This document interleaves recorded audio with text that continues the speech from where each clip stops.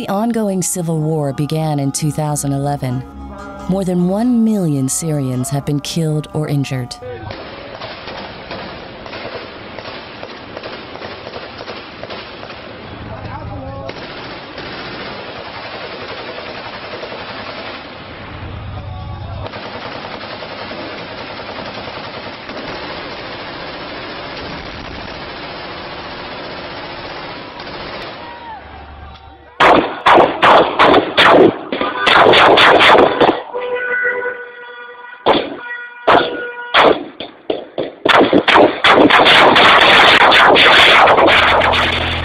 Daria, one of the towns in the suburbs of Damascus, is located 8 kilometers southeast of the capital city. It's considered the biggest city in western Ghouta. We entered Daria through the Nurseries Road that ramifies from the southern ring road and ends at Al-Basel Square. An ominous silence prevails over the city entrance, shattered sporadically by the early morning traffic. The driver took us to the nearest point where we could reach the scene of the military operation. We disembarked and started moving very cautiously. Our movement between the streets was not natural due to the interlacing of the armed groups locally.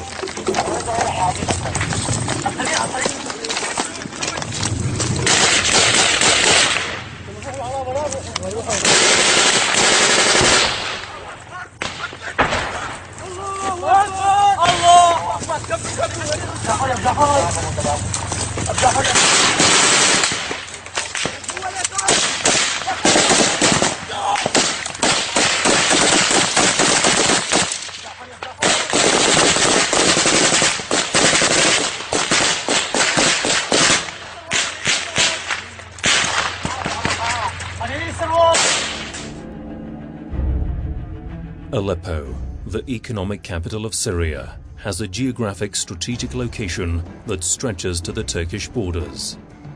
Armed groups concentrated their efforts on rural areas in Aleppo. They first entered the northern part of its rural area. Later, they stretched to other parts.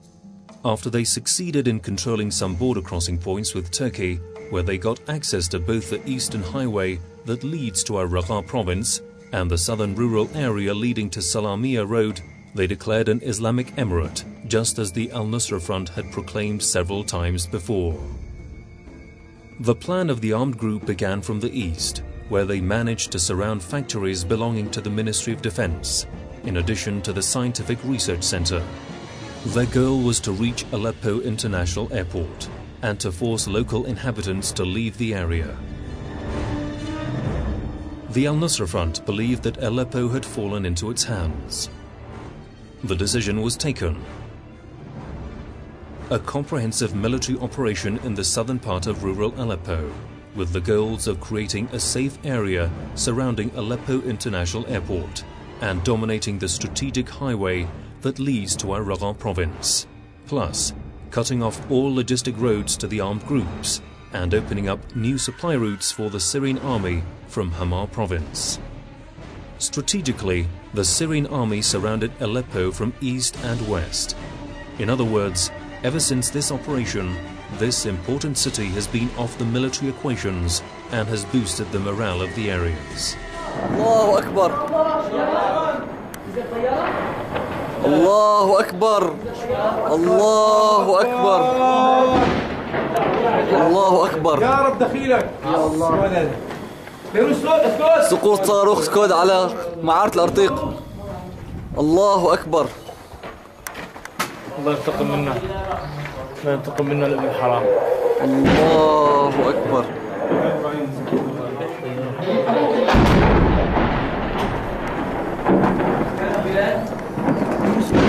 سكودة الله أكبر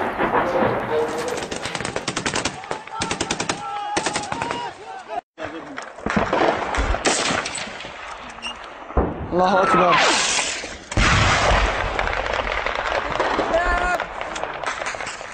حي سليخة قيام عصابات الأسد بتفخيخ الأبنية تدميرها بالكامل الله أكبر الله أكبر ببيلة قريب دمشق.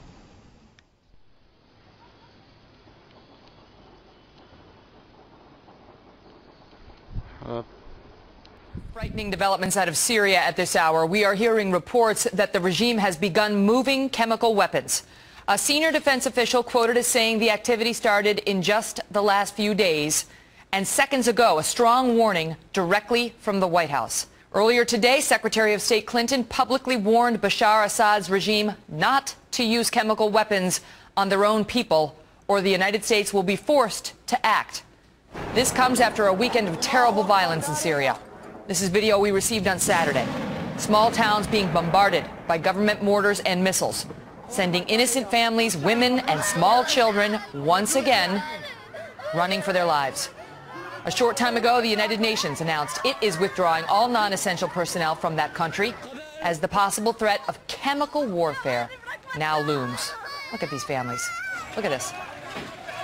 Along with an active chemical weapons program, Syria has ballistic missiles to spread the deadly gas. It is believed to be one of the world's largest programs. According to the CIA, the regime has vast amounts of mustard gas, sarin nerve agent, and cyanide, all designed to cause painful death. It was still dark when these victims were laid out on the pavement, perhaps lit by vehicle headlights so they could be methodically washed down, apparently to try to remove chemical traces and relieve their symptoms. Over half the country's population has been forced to abandon their homes, making Syria the largest displacement crisis in the world. Extreme violence, indiscriminate bombings, and limited access to resources have forced many families to risk their lives to cross into neighboring countries. 13/9/2012 يقوم الجيش الحر لواء عاصفة الشمال بتأمين دخول اللاجئين والنازحين عند بوابة السلامة تركيا إلى تركيا. يوميا يتم دخول 500 لاجئ إلى تركيا. يقوم لواء عاصفة الشمال بتأمين دخولهم إلى تركيا.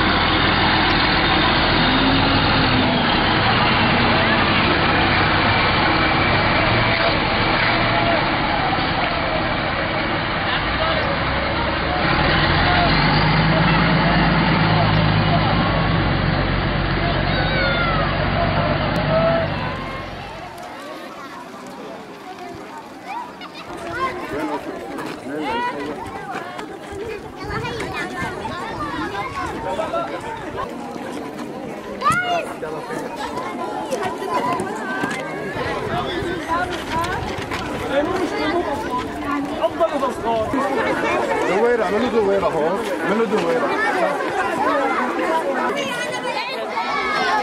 وطن ضايع أنا الأهالي الموية أنا الدمعاء أنا الشمعاء بعد من الليل مضوية أنا وطن ضايع أنا الأهالي الموية أنا الدمعاء أنا الشمعاء بعد من الليل مضوية أنا اللي زاد حروفي وعاد الصمت في صوتي وما العلم من خوفي ونور عيوني مطفية.